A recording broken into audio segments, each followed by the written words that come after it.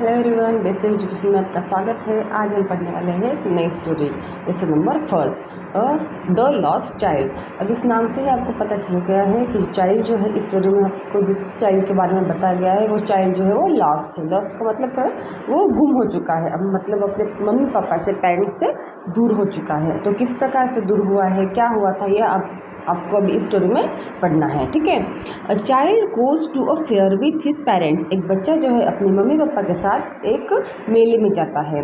He is happy and excited. वो बहुत ज़्यादा खुश है और एक्साइटेड भी है। And wants the sweets and toys displays there. और वहाँ पे जितने भी टॉयज़ और स्वीट्स दिख रहे हैं, डिस्प्ले का मतलब दिखना, वो सब लेने के लिए बहुत ज़्यादा एक्साइटेड है।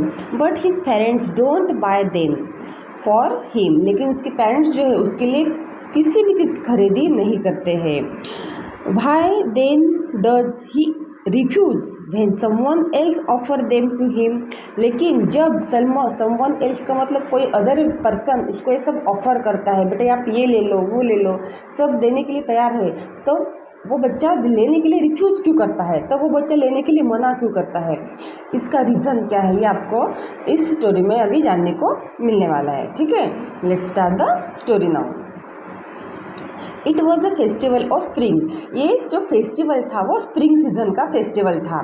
From the wintry shades of the narrow lane and alley emerge a gaily clad of humanity. अभी फ्रॉम द विंट्री शेड्स का मतलब अभी विंटर जो है थोड़ा ख़त्म हो गया था। एंड नैरो लेन सूनी गलियों से, एंड एली इमर्ज द गेली क्लैड ऑफ ह्यूमैनिटी। और ह्यूमैनिटी में अलग ही प्रकार का, गेली का मतलब आनंद था, उत्साह था, इमर्ज का मतलब मिक्स हो चुका था। सूनी गलियों में आनंद मिक्स हो चुका था क्योंकि अभी वहाँ पे स्प्रिंग सीजन का मेला लग गया था। समवन वॉक, कोई लोग जो है वो वॉक का मतलब चलते आ रहे थे। समवन रोड ऑन हॉर्सेस, कोई लोग जो है वो हॉर्सेस के ऊपर राइड कर रहे थे। रोड का मतलब राइड का पास्ट टेंस है। अदर सेट, कोई बैठे थे। Being carried in bamboo and bullock cart, कोई बाम्बू कैरिड कर रहे थे और कोई बुलक कार्ट मतलब बैलगाड़ियों के ऊपर बैठे थे। वन लिटिल बॉय रैन, एक छोटा सा बच्चा, रैन का मतलब भागता है। बिटवीन द फादर्स लेग, अपने पापा के पैरों के बीच में से। Brimming over with life and laughter, उसके अंदर बहुत ज़्यादा लाइफ एंड लाफ्टर भरा हुआ है, मतलब बहुत ज़्यादा एनर्जेटिक है, बहुत खुश है क्योंकि अभी उसको मेले में जाने को मिल रहा है, इसलिए अच्छे अच्छे कपड़े पहन के बिल्कुल तैयार है और तैयार होकर इधर उधर घूम रहा है। इधर से निकला, दोनों पप्पा के पेरेंट्स के बीच में निकल गया, ऐसे भागते भागते वो ऐसा खेल रहा है कि, और बहुत अपनी खुशी दर्शा रहा है कि अभी हमको मेले में जाना है। कम चाइल्ड कम कॉल्ड हिज पेरेंट्स। अब उसके पेरेंट्स ने उनको आवाज़ लगाई, कम चाइल्ड कम, चलो बेटा चलो। एज ही लैग्ड बिहाइंड, जैसे ही वो पीछे रह जाता था। Fascinated by the toys in the shop that lane by away. जब वो मेले में जाते हैं, बच्चे जो है छोटे छोटे टॉयज़ को देख के, अच्छे अच्छे टॉयज़ को देख के वहीं पे देखते रह जाते हैं। उसी प्रकार से ये इस बच्चे के साथ भी ऐसा ही हो रहा था। उसको अगर किसी टॉयज़ की शॉप दिखी तो वो वहाँ पे देखने में मगन हो गया और उसके मम्मी पापा उसको बोलते हैं, चलो बेटा चलो, come child come. His parent, he lagged behind, fascinated by the, fascinated का मतलब अट्रैक्टेड बाय द टॉयज। उसको टॉयज बहुत अच्छे लग रहे थे, इसलिए मम्मी पापा आगे चले गए। इस बात की तरफ उसका ध्यान नहीं था, वो चुपचाप वहाँ पे टॉयज को देखने में मगन हो गया। ही हरिड टुवर्ड्स हिज पेरेंट्स। फिर मम्मी पापा ने ऐसा बोलने के बाद हरिड टुवर्ड्स हिज पेरेंट्स का मतलब, हरिड का मतलब जल्दी जल्दी से अपने मम्मी पापा के पीछे पीछे भागने लगा। His feet obedient their call, उसके फीट जो थे, उसके पैर जो थे, उसके मम्मी पापा की आवाज़ को ओबीडिएंट का मतलब आज्ञा का पालन कर रहे थे। His eyes still lingering on the residing toy, लेकिन उसके आईज जो थे, आईज उसके उस टॉयज़ को छोड़ने के लिए तैयार नहीं थे। उसके आईज से वो टॉयज़ को ही देख रहा था, लेकिन पैर जो थे मम्मी पापा को फॉलो कर रहे थे। उसको पता था कि मम्मी पापा के पीछे अपने को चलना है, लेकिन आंखें जो थी वो टॉयज़ को ही देख रही थी। As he came to where they had stop to wait for him, as he came to where they had stop to wait for him.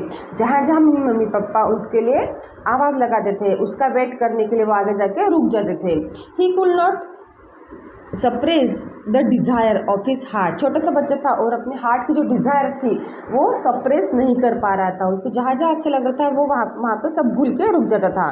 Even though he well new the old, लेकिन उसको पता था इस old का मतलब इसके पहले भी क्या क्या हो चुका है उसके साथ। Cold star of refusal in their eyes, उनके आंखों में हमेशा cold star of refusal in their eyes, हमेशा उनके आंखों से वो मना ही कर देते थे। उनको पता है अगर मैं किसी भी चीज़ की डिमांड करूँगा तो मुझे वो मिलने वाला तो है नहीं, लेकिन फिर भी उसका मन करता था कि मैं सब चीज़ें देखते ही रहूं। I want that toys, he pleaded, pleaded का मतलब उसने रिक्वेस्ट करी, मम्मी पापा मुझे वो टॉयज जो है वो चाहिए है, उसने रिक्वेस्ट करी। His father look at him red eyed, उसके पापा ने उसकी तरफ कैसे देखा, रेड आइड, रेड आइड का मतलब गुस्से भरी निगाहों से। इन हिज फेमिलियर टिरेंट्स वे, जैसे वो हमेशा उसकी तरफ देखते हैं उसी प्रकार से। His mother melted by the free spirit of the day and tender and giving him her finger to hold and said, look child what is before you। अब देखो ये देखने के बाद मम्मी तो समझ गई, देखो इतना अच्छा दिन है, बच्चे को ये चाहिए है, लेकिन उसके पापा इसको मना करे, लेकिन बच्चे को बुरा नहीं लगे, इसलिए उसकी मम्मी ने उसका माइंड जो है वो डाइवर्ट कर दिया। मम्मी उसको दिखाने लगे, देखो बेटा ये यहाँ पे मेले में कितना अच्छा है, देखो वहाँ पे मेले में वो कितना अच्छा है। उसको अदर जो वहाँ पे जो शॉप्स थे वो मम्मी उसको दिखाने लगी। Look child what is before you, देखो बच्चे आपके सामने ये क्या है। It was a flowering mustard field, ये फ्लावरिंग मस्टर्ड फील्ड है, मस्टर्ड का फील्ड है जिसमें फ्लावर्स लगे हुए हैं। पेल लाइक मेल्टिंग गोल्ड, कैसा लग रहा है, ये पेल लग रहा है। पेल का मतलब एक्चुअली निस्तेज होता है, लेकिन यहाँ पे बताया गया है मेल्टिंग गोल्ड, जैसे कि सोना पिघल रहा है, इस तरीके से सुंदर दिख रहा है।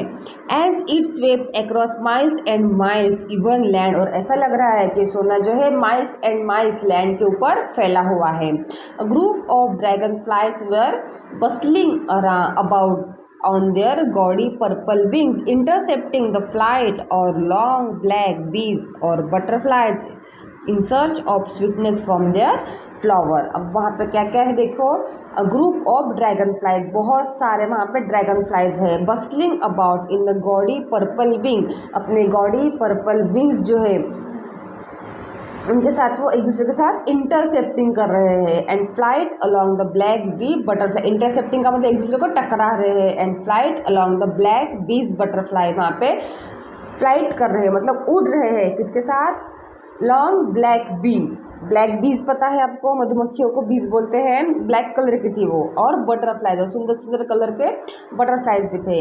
इन search of sweetness from their flower, और वहाँ पे जो मस्टर्ड फील्ड की जो फ्लावर है उसका स्वीटनेस सक करने के लिए, स्वीटनेस का मतलब मिठास लेने के लिए वो वहाँ पे सब उड़ रहे हैं फ्रॉम द फ्लावर्स, फूलों के ऊपर, फूलों। The child followed them in the air with his gaze, child followed them in the air with his gaze, उनके पीछे पीछे बच्चा जो है भाग रहा है, फॉलोड का मतलब उनको पीछा कर रहा है। Till one of them would still it's wing and rest, till one of them would still it's wing and rest, जब तक के कोई बटरफ्लाई अपने पंख फड़फड़ाने के बाद शांत होके एक जगह पे, स्टिल का मतलब शांति से बैठती नहीं है, तब तक के वो बच्चा उसके पीछे भागता है। And he will try to catch it, और उसको पकड़ने का प्रयास करता है। But it will go fluttering, लेकिन जैसे ही बच्चा उसके पास जाता है वो क्या करता है, फ्लटरिंग, फ्लटरिंग का मतलब अपने फिर से अपने पंख फड़फड़ाता है। फ्लैकिंग अप इनटू द एयर, और अपने पंख फड़फड़ा के वो फिर से एयर में उड़ जाती है। When he had almost caught it in his hand, जैसे ही उसको लगता है कि बस अब तो मैं इसके बहुत पास आ गया हूँ और मैं इसको पकड़ने ही वाला हूँ, at that moment वो बटरफ्लाई वहाँ से उड़ जाती है। Then his mother gave a cautionary call, और फिर ऐसा होने के बाद उसकी मम्मी उसको फिर से आवाज़ लगाती है। कॉशनरी कॉल का मतलब हमेशा की तरह एक आवाज़ फिर से लगा देते हैं, come child come, come on the footpath, बच्चा चलो इधर उधर बटरफ्लाई के पीछे मत भागो, फुटपाथ पे चलो। He ran towards his parents gaily and walked abreast of them for a while.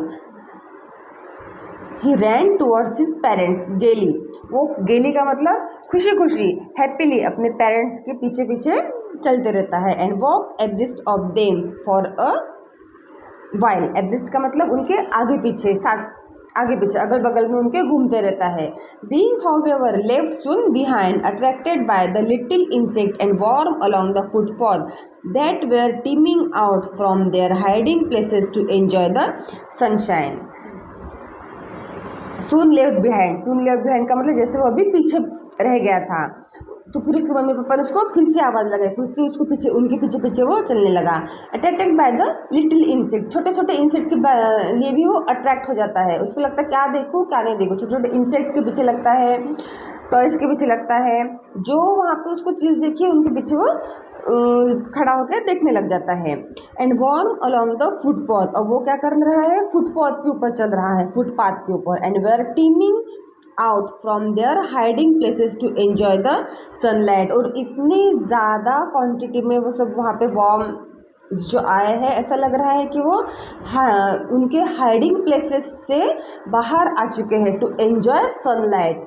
वहाँ पे विंटर सीज़न के अभी शेड्स आ चुके हैं, विंटर से सीज़न में जो सनलाइट हो, सनशाइन होती है वो बहुत अच्छी लगती है, इसलिए वो अपने हाइडिंग प्लेसेस से बाहर आके सनशाइन लेने के लिए बहुत ज़्यादा क्वांटिटी में, टीमिंग आउट का मतलब बहुत ज़्यादा क्वांटिटी में वो बाहर आ चुके हैं सभी के सभी warm. Come child come, his parents called from the shade of a grove, where they had seated themselves on the edge of a well. Come child come, his parents called, और फिर से वो अपने मम्मी पापा को भूल गया है, उनके मम्मी पापा ने उसको फिर से आवाज़ लगाई, चलो बच्चों, चलो बच्चे चलो। Come child come, his parents called from a shade of the grove, where they had seated themselves on the edge of the well. एक एज के ऊपर बैठे हैं वो दोनों, उसके मम्मी पापा उसकी राह देखते हुए, वेल का मतलब कुआं। ही रैन टुवर्ड्स देम, और फिर आवाज़ आने के बाद फिर से अपने मम्मी पापा के पीछे वो चलने लगा। Shower of young flowers fell upon the child as he entered the grove का मतलब छोटा जंगल होता है। जैसे ही वो मतलब जंगल तो नहीं, थोड़ी झाड़ियाँ होती है, वहाँ पे वो ग्रूव में वो जाता है, तो young flowers fell upon the child, छोटे छोटे फ्लावर्स उसके आंख पे गिरने लग जाते हैं। एंड फॉरगेटिंग हिज पेरेंट्स, फिर से वो अपने मम्मी पापा को भूल जाता है। He begins to gather the raining petals in his hand, और अपने हाथ में जितने भी फ्लावर्स आ रहे हैं वो उनको बिगेन टू गैदर का मतलब हाथ में इकट्ठा करने में जुट जाता है। But lo he hear the cooing of the doves and ran towards his parents shouting the dove the dove. अब देखो वो पेटल्स हाथ में इकट्ठा करते करते उसको कूविंग ऑफ डो, डो की आवाज़ आने लगती है। डो की आवाज़ सुनाई आने के बाद वो फिर से सब कुछ भूल जाता है और मम्मी पापा को बताने चला है कि देखो मैंने डो की आवाज़ सुनी, डो देखो वहाँ पे डो है, मैंने मम्मी पापा को बताने चला है वो कि मैंने मम्मी पापा देखो मैंने डो की आवाज़ सुनी है। The raining petals drop from his forgotten hand, और फिर जो भी उसके आंख पे पेटल्स गिर रहे थे वो उसके हाथ से फिर से नीचे गिर गए। फॉरगॉटन हैंड्स का मतलब बच्चा फिर उस पेटल्स के बारे में भूल गया, अब उसके दिमाग में क्या आ गया है, डो। Come child come, we call to the child, चलो बेटा चलो, उन्होंने फिर से अपने बच्चों को आवाज़ लगा दी। Who had now gone running in wild capers round the banyan tree, अभी वो कहाँ पे था, who had now gone running, वहाँ पे वो भाग रहा था, दौड़ रहा था, कहाँ पे, बनियान ट्री के अराउंड जो वाइल्ड कैपर्स थी, जो बुशेस थी, वहाँ पे वो भाग रहा था। एंड गैदरिंग हिम अप, और उसको वहाँ से उठा लिया। And took the narrow winding footpath which led to the fair through the mustard seed, उसके पेरेंट्स ने, उनके मम्मी पापा ने उस बच्चे को वहाँ से उठा लिया। Gathering him up, they took the narrow widening footpath, narrow का मतलब छोटी सी गली, और वाइडनिंग फुटपाथ का मतलब बिल्कुल संकरी गली, which led to the fair, जो मेले में ही जा रही थी, थ्रू द मस्टर्ड फील्ड को क्रॉस करके एक छोटी सी गली मेले में ही जा रही थी, तो उस गली में से वो अपने बेटे को उठाकर लेके चले गए। As they neared the village, the child could see many others put forth with the full of throngs. As they near the village, जैसे ही वो विलेज के पास पहुँचते हैं, नियर का मतलब पास पहुँचना, the child could see, child देख सकता था, many other footpath full of throngs, throngs का मतलब बहुत सारी भीड़, उसने वहाँ पे बहुत सारे फुटपाथ देखे जिसमें बहुत सारी भीड़ भी देखी। Converging to the whirlpool of the fair, converging का मतलब ऐसा लग रहा था कि जैसे वो भीड़ उसके पास आ रही है। To the whirlpool of the fair का मतलब ऐसा लग रहा था वो भंवरे में अटक गया है। एक छोटा सा बच्चा, उसके आजू बाजू बहुत बड़े बड़े लोग खड़े हैं और उसका आना जाना लोगों का बहुत चल रहा है, ऐसा लग रहा है लोग अपने पास में आ रहे, तो उसको ऐसा फील हो रहा था कि वो एक व्हर्लपूल में मतलब भंवरे के अंदर ही फंस गया है। And felt at once repelled and fascinated by the confusion of the world he was entering, उसको एक प्रकार का डर लग रहा था वहाँ पे, और फैसिनेटिंग का मतलब बहुत अच्छा भी लग रहा था, आकर्षक भी लग रहा था वो मेला। डर और अच्छा लगना, डर और फैसिनेटेड का मतलब मोहित हो जाना, दोनों के बीच वो कंफ्यूज हो गया, तो वो समझ भी नहीं आ रहा था मैं डरूं या एंजॉय करूं, इतना वो भीड़ से डर गया था। लेकिन मेले में तो उसको बहुत मज़ा आ रहा था।